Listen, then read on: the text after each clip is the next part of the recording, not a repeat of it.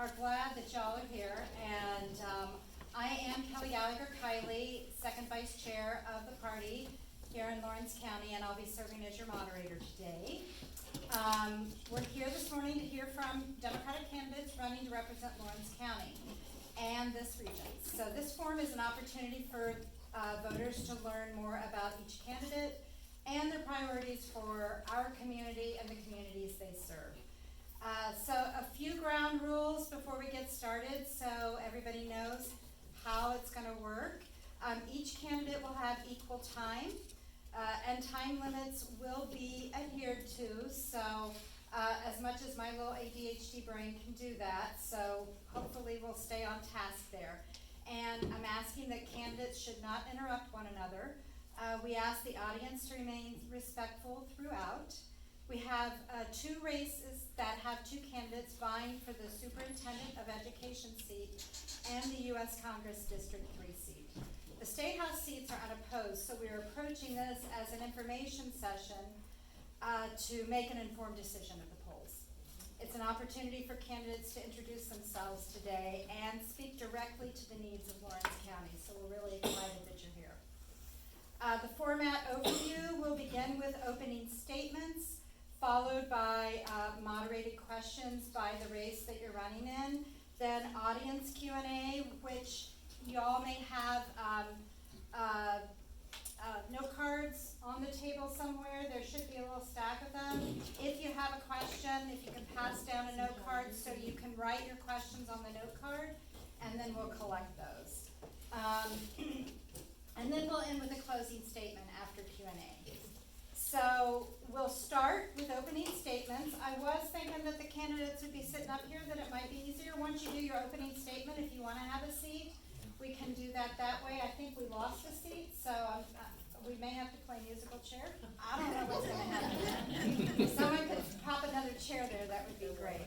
We'll begin with the U.S. congressional candidates, followed by Superintendent of Education, and then the State House. So that would be Dr. Mackins and Ms. Lehmacher. So you want to start, Mr. Mackins? Dr. Mackins? I'm going to set the wheel. Come on. And I'm going to give you this little thing. Let's see. You can either just hold it, holding it, or you can slip it to your... And you have 3 minutes. 3 minutes, okay? Let me put this thing right here. Okay. Change hopefully that stays there. Okay? First of all, I want to say good morning to the Lawrence County Democratic Party, and thank you for having me. I'm Dr. Ernest Mackins. I am a candidate for U.S. House District 3.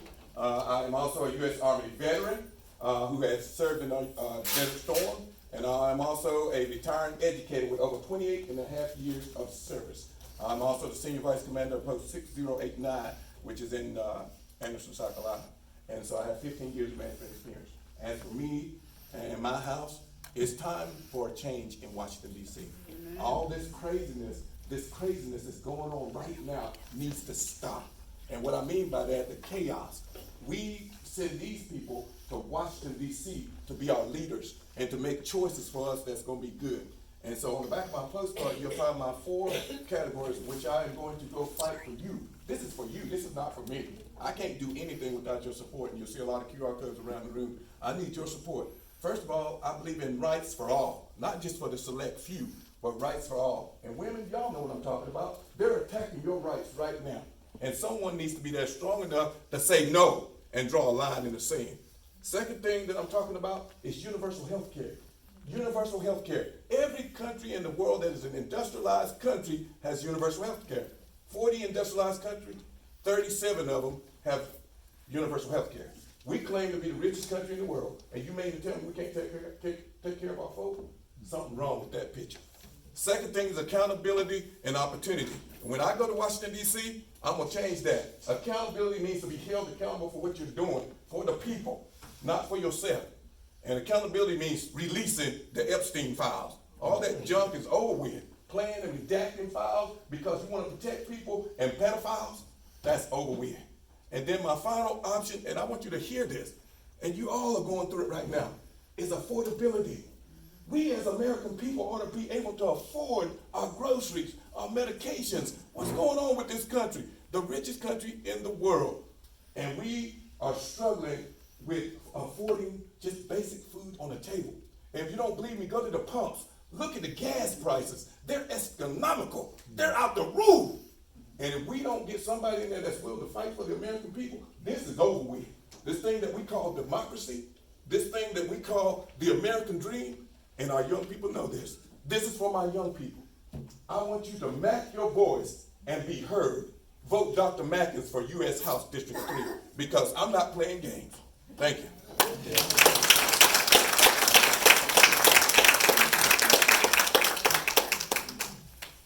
The microphone. Hand it off.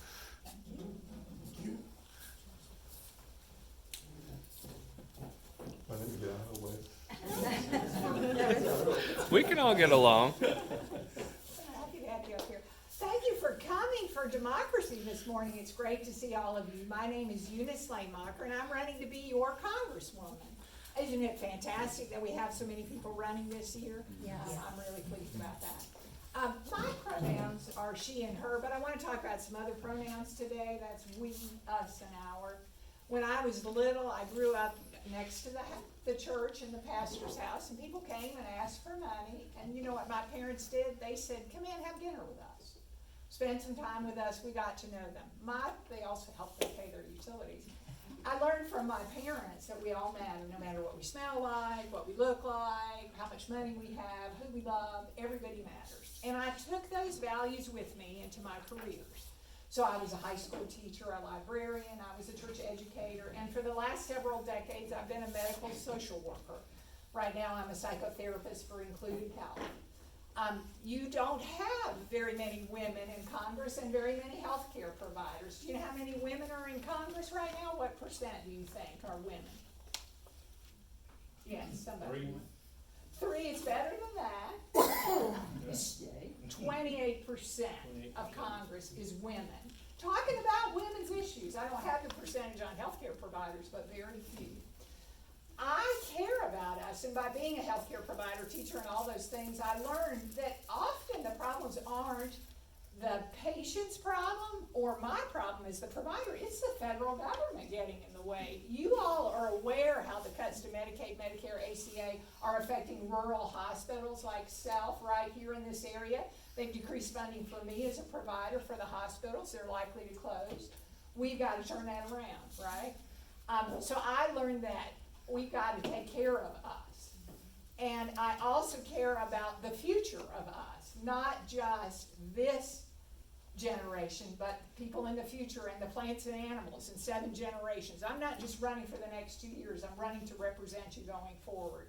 Lots of ideas, let me just give you 3. I agree universal health care is great, but I'm going to be in a divided Congress, so I'm going to start with, let's lower Medicare to 64, and let's get that passed. And then after we've done that, we can go to 63 and so on.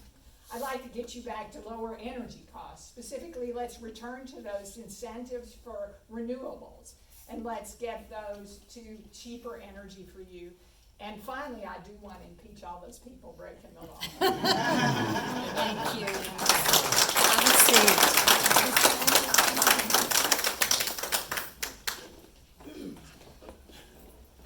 All right, thank you. Thank you for doing that. Now, another opening statements will be Superintendent of Education, which it looks like we have Sylvia here with us today, and we're so glad you're here.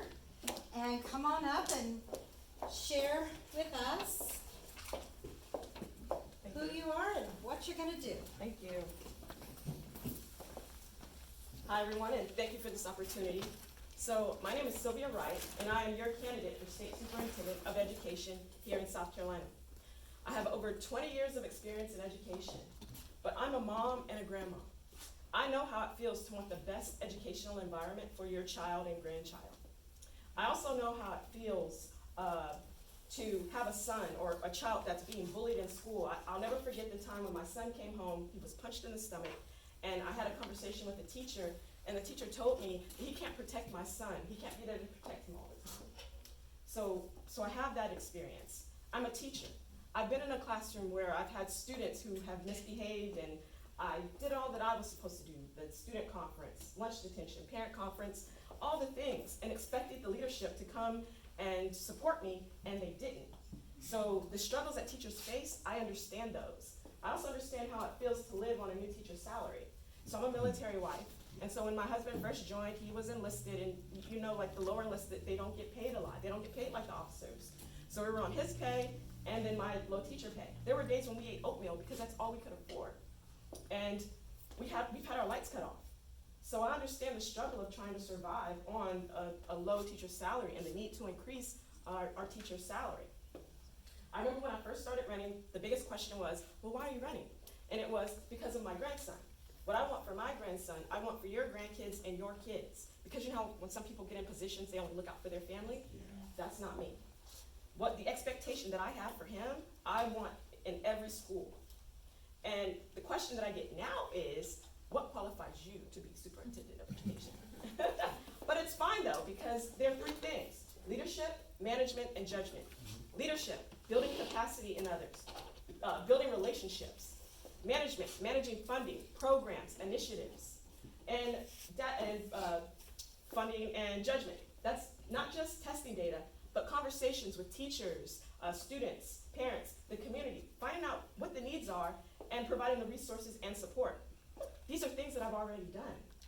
I've been a classroom teacher, a department leader, a school coordinator, instructional coach, and district coordinator.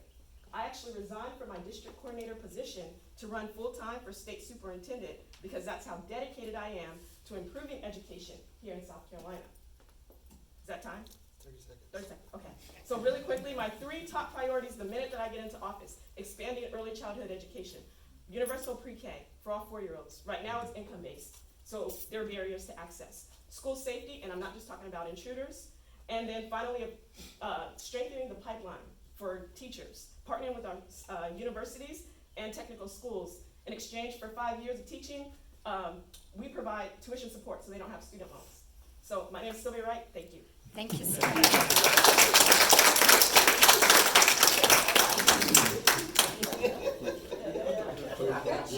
Get on the money. It's hot now. It's kind of hot in here. I have lowered the temperature, just to let you know. So now we're going to hear from the State House candidates. We have Lynn Ramirez and Robert Williams.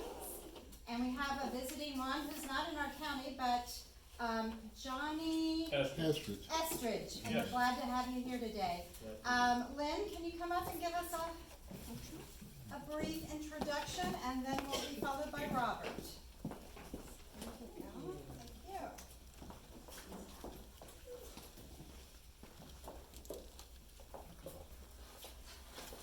We could all identify with several issues going around, and in my closing remarks, I'll address how I would actually solve some of those issues. But for the first part, I want to introduce myself and why I'm running. As a Stephen minister, I was professionally trained to help others, whether it was the tragic death of a child, or being blindsided with a divorce or a financial catastrophe. My job was to be with you through the hurt, to let you know you were not alone, to support and to counsel you. One of my cases involved a woman who was dealing with domestic violence. Her husband was beating her. She had bruises on her face that makeup couldn't cover, sleeves, long sleeves, to try to hide the marks on her arms. Well, we had become friends, and we'd meet when her husband was out of town. During one of my regularly scheduled visits, I arrived to a wonderful smell of fresh marinara sauce on the stove.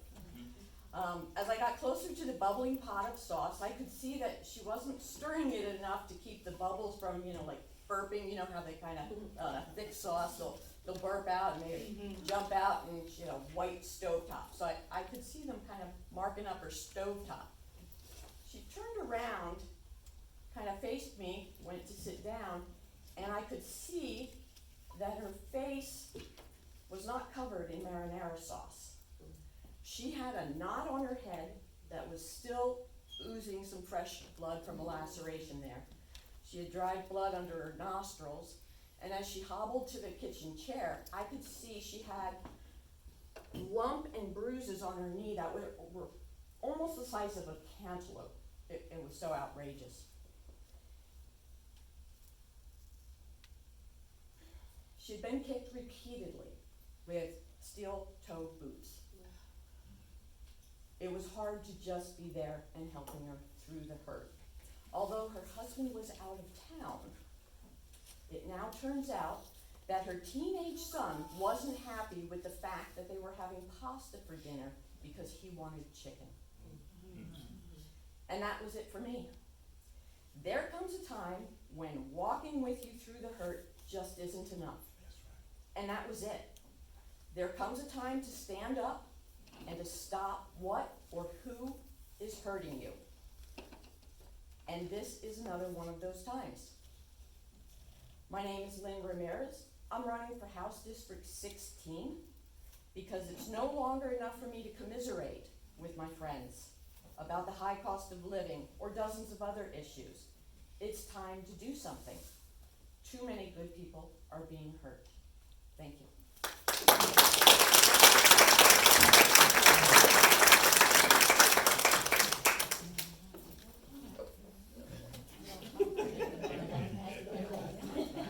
And we have Robert Williams, who is District 42, which is Union County and Clinton and Joanna, right? Yes, ma'am. All right. There you go, Robert. Thank you. Hey, good morning, everybody. How you doing? Good morning. I'm gonna start off like this. Ladies, stand up. All the ladies in the house, stand up. Now, you men that are sitting here, I want to give a shout out to the ladies because you know what? I found in my research that the ladies go to the polls and vote. All minorities. So give yourself a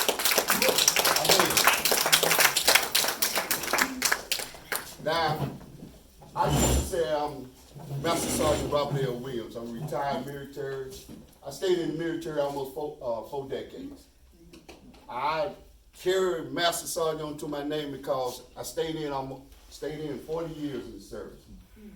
So the reason why I got into this race because I'm tired of the money that everybody that works hard, our taxes and everything goes to other counties. Our roads don't get fixed. You go buy an $80,000 vehicle, next thing you take it and get that first oil change, you got to have the front end aligned. So the infrastructure, I just came on Highway 56, coming out of Cross Anchor, little bridge right there. Shoot, that bridge needs to be replaced. All right. I'm not getting in this for my own self. I'm getting in it for you. That's right. For the people. Clinton is important too. Just like Union County is important. That's right. You know, I'm not going to win this thing and then you don't see me no more until the election. I don't play that. I'm not going to be bought. I'm going to do what it takes to make sure that Clinton and Joanna and every other community in here gets everything that they need. But I can go longer, but he said I got 1 minute. But I just want to introduce myself. You see, I'm not coming up here with a suit on, but I can get clean. But I'm just one that wants to do the job for you, okay? Thank you so much. Thank you.